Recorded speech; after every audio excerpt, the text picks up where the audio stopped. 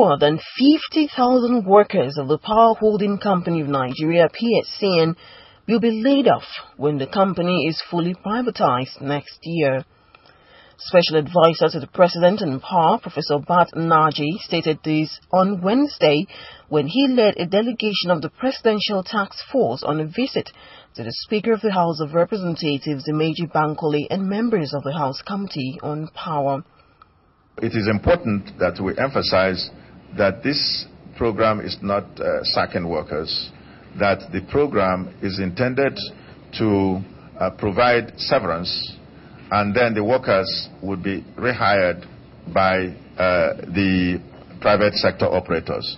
So in effect, really, one would say that the workers are the big beneficiaries of this whole initiative because they get severance from government, that is their contracts get bought out, and the new owners will now rehire them. On his part, Bankole said the first problem with the power sector reform is the failure of the executive arm of government to seek input from the parliament in the planning stage of the reform. None of us here will pretend to understand what you've written in this place, because it's not something that you came up with in 1 hour, I'm sure.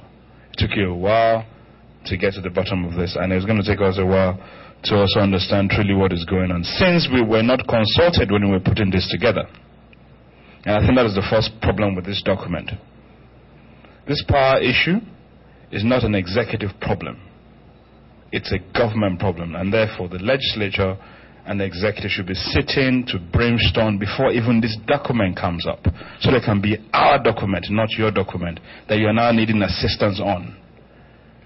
We're not giving you assistance. We're doing our job, and it's supposed to be our thing, so that everybody is responsible to make sure this thing doesn't continue in our country anymore. That is one observation that I have of it. The Speaker also raised other issues that he said must be addressed in order to bring about reforms in the power sector. The problem with our power sector may have nothing to do with money, but it has to do with consultation and working together to get this thing done. That is one part. Second part is this. Some people are benefiting from the fact that there is no power, and they're making a ridiculous amount of money.